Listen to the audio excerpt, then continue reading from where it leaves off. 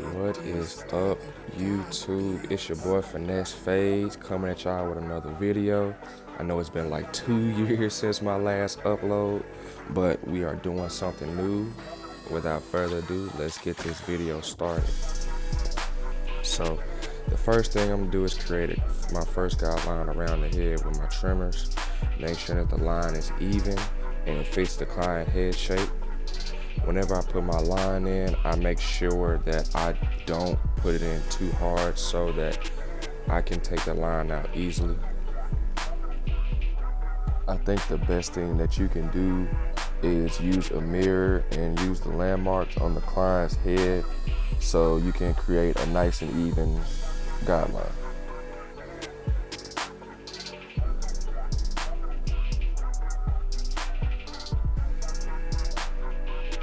Alright, and then my next step, I'm going to use the 1.5 close with my cordless masters to remove most of the bulk and prepping the head for the fade.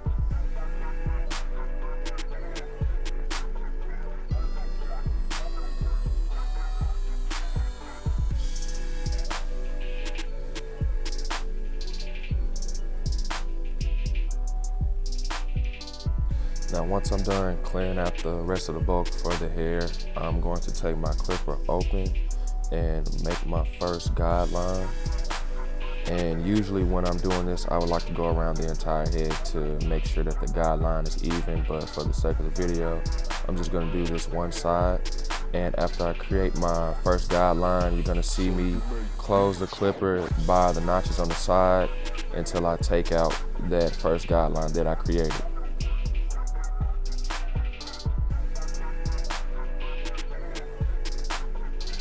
So the next step for me to do is to start my fade down process. And when I do that, I'm gonna go with my 1 guard open and just start reducing the hair. And right behind that, I'm gonna come with my 1 guard close so I can soften up that middle line that I created.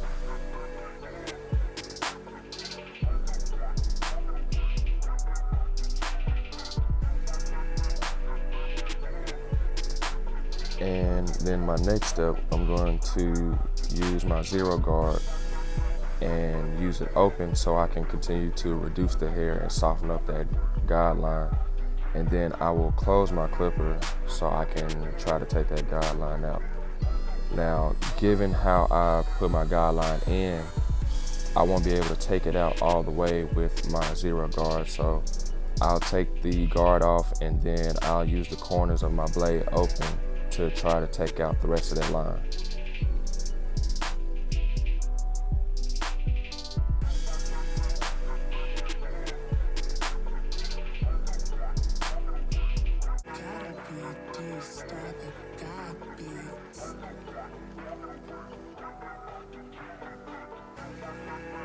Now right here you see me grab my 0 guard and I'm kind of opening and closing it to make sure that I take that line out and I'm hitting any kind of dark spots that I see in the fade. And you also see me use different kinds of techniques to make sure that the blend is smoothed out. And the next thing that I do is take the 1 to kind of go up a little bit higher in the fade and make sure I take out all the dark spots.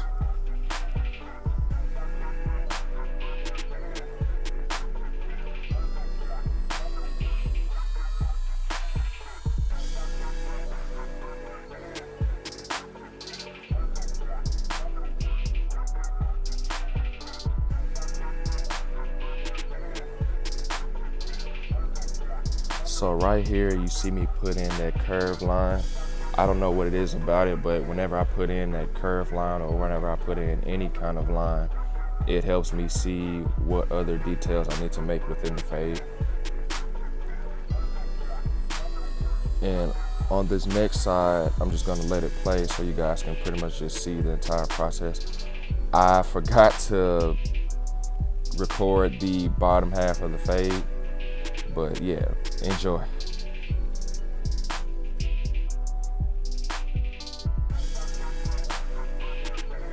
I hope you guys really enjoy this tutorial. This is my first time doing a voiceover. It's kind of weird for me. I'm trying to get out of my comfort zone this year. It's a new decade. So we're going to see how this year goes as far as YouTube. And guys, please let me know how you think of the video. Drop a comment, leave a like, share it, subscribe, whatever you got to do, because your boy needs the help.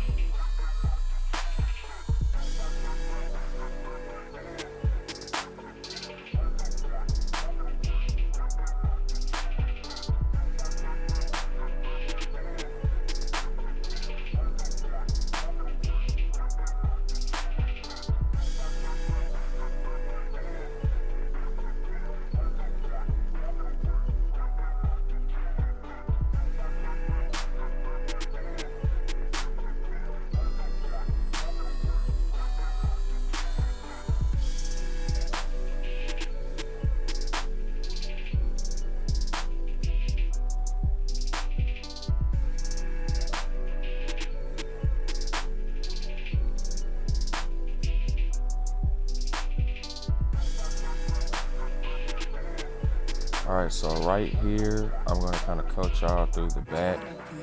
Whenever you're doing the fade, how I'm doing it, doing one side and the other, you always want to make sure that you are marrying the two sides so the fade can be even. You don't want one side to be higher than the other, or you don't just want a lopsided fade.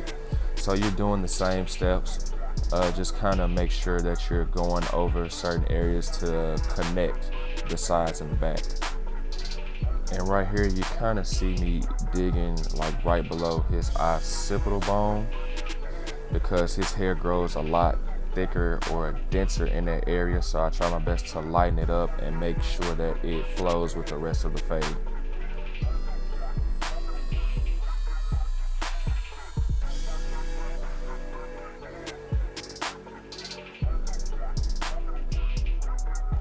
Now for the lineup, I usually like to take a one guard open to knock the hair down.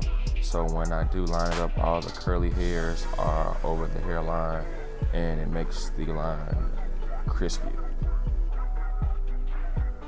Now whenever I do my lineups, I usually like to start in the middle to create that first initial line, and then I'll follow it to one of the sides so I can make sure that my line is even and one side is not higher than the other.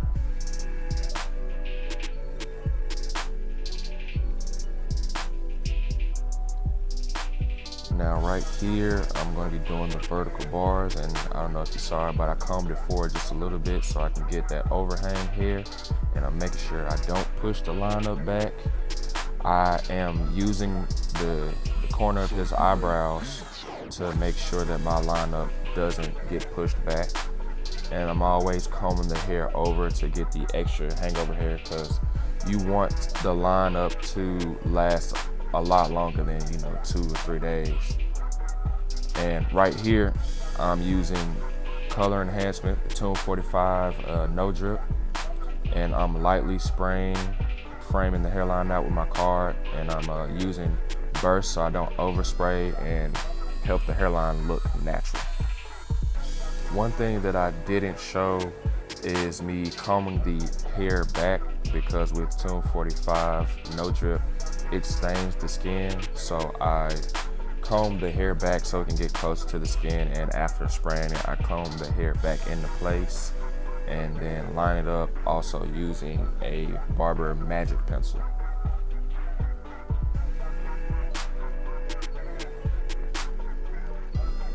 And right here, I'm just using the razor, going against the grain to sharpen up the hairline and giving it a little bit more longevity and a little bit more definition.